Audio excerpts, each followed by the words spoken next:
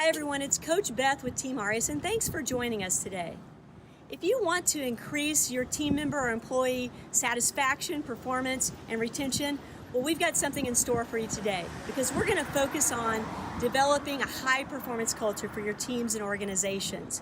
So when I think of culture, I think of everything shared within an organization or team. Those things like values, goals, common practices.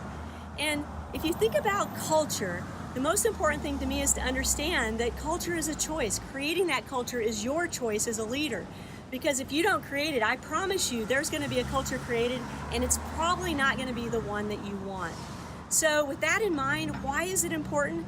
Well, research and common sense tells us that we know culture precedes all those positive outcomes: employee retention, productivity, customer satisfaction. And so it's super important to put that culture in place that you intentionally create and develop with your team over time. So how can you do that? There's a lot of great ways out there, and you probably have some of your own, but hopefully you can build on that as you think about what I like to call the 3 V's for creating a high-performance culture, and that is vision, value, and voice. When you think of vision, think of it broadly, like everything about creating a vision with and for your team. So what are your company mission, your values? How are you going to define that? And get your team to buy in and help create that. And also, how are you going to measure that vision? Secondly, when I think about value, we're thinking about your employees, your team members. How can you build on their strengths, identify their unique values where they can best contribute to you and your team?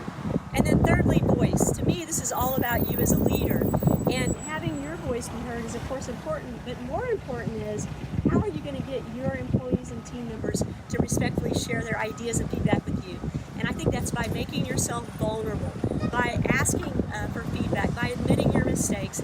Your team members are going to be more comfortable sharing with you. So keep those 3 V's in mind: vision, value, and voice, for building a high-performance culture. And as we wrap up this series on the 8 golden skills for leadership, I would encourage you to go back and check out some of our previous social media posts.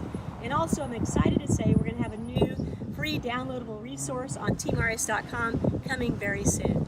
So thanks again for joining, and I hope that you can incorporate some of these skills, the 8 golden skills for leadership, into you and your teams, building a culture and rising to achieve all of your goals.